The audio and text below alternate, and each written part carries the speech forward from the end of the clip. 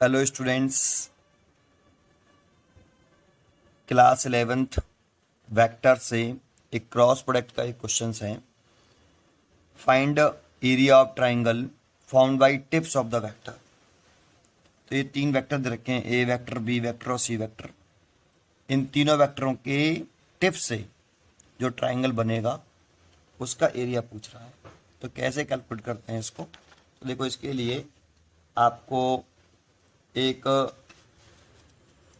Triangle ले लिया मैंने। ये इसमें तीन वेक्टर के हो सकते हैं, ट्राइंगल तीन वेक्टर से बना है।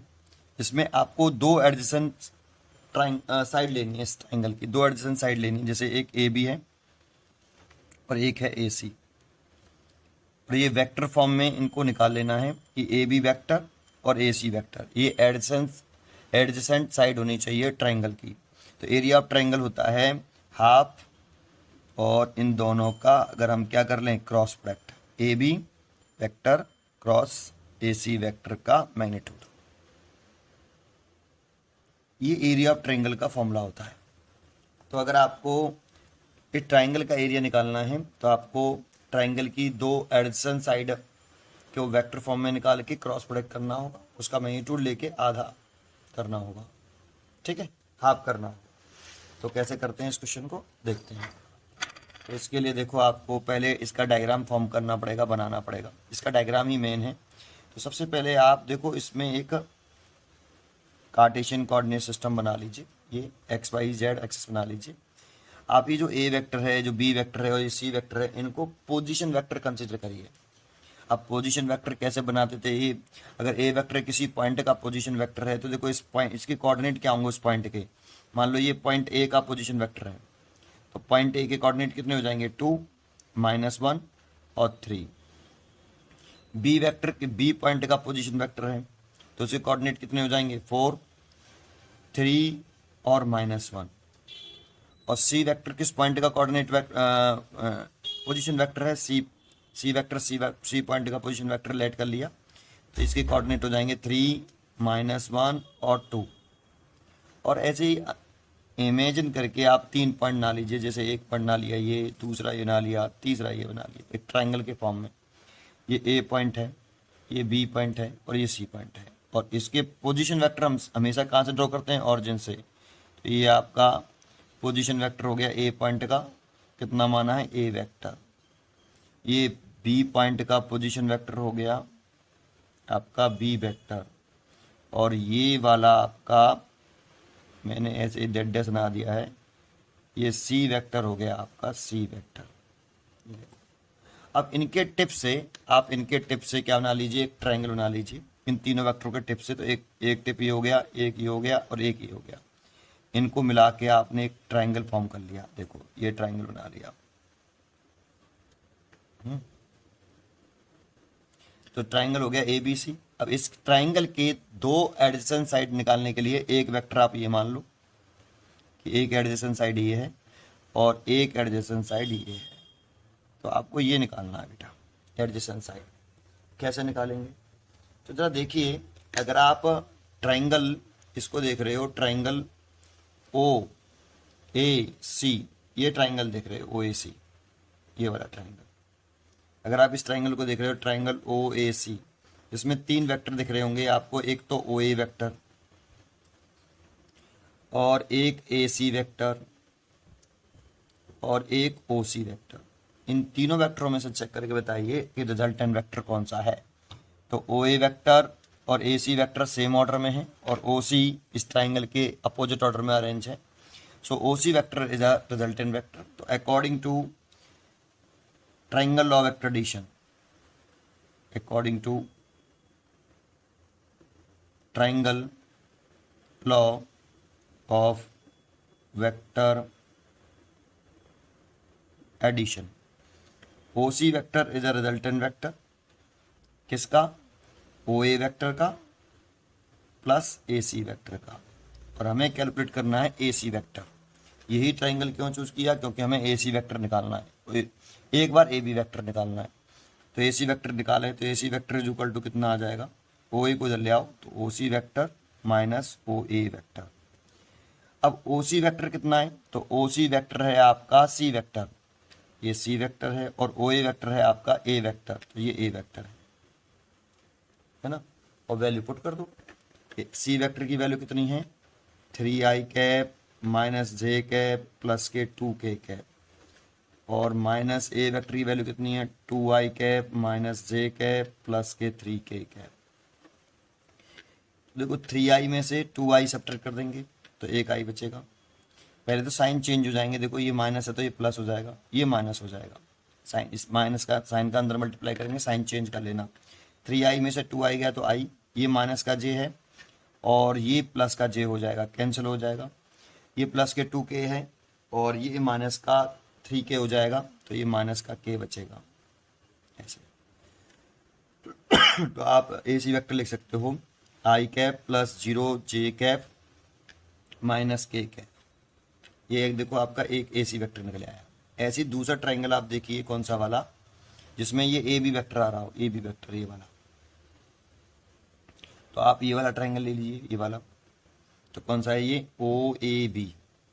इसमें भी 3 वेक्टर हैं, एक ओ ए वेक्टर है ना, एक तो कौन सा है ओ ए वेक्टर, और एक है आपका देखिए एक ओ ए वेक्टर हो गया, एक ओ बी वेक्टर है और एक ए बी वेक्टर है। इन तीनों में से देखिए रिजल्टेंट कौन है, तो ओ ए वेक्टर और A B vector are same order में है और ओ बी अपोजिट ऑर्डर में अरेंज है। So O B is a resultant vector. तो O B is a resultant है किसका, ओ ए का प्लस ए बी का। लेकिन हमें यहाँ से ए बी कैलकुलेट करना है, तो A B vector is equal to O B vector minus O A vector. O B vector है आपका बी वेक्टर है और O A vector A vector है।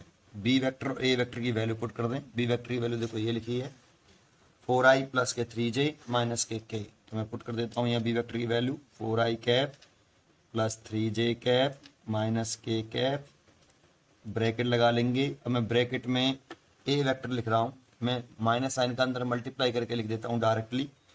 तो ये 2i कैप, साइन चेंज हो जाएगा इसीलिए प्लस का j कैप, और साइन चेंज हो गया तो माइनस का 3k। साइन चेंज कर दिया मैंने साथ ही साथ, देखो 2i प्लस का था तो माइनस का कर दिया है, प्लस का माइनस का था तो प्लस का कर दिया है, और 3k प्लस का है तो माइनस का कर दिया है, 3k माइनस का कर दिया। सॉल्व कर लेते हैं इसको।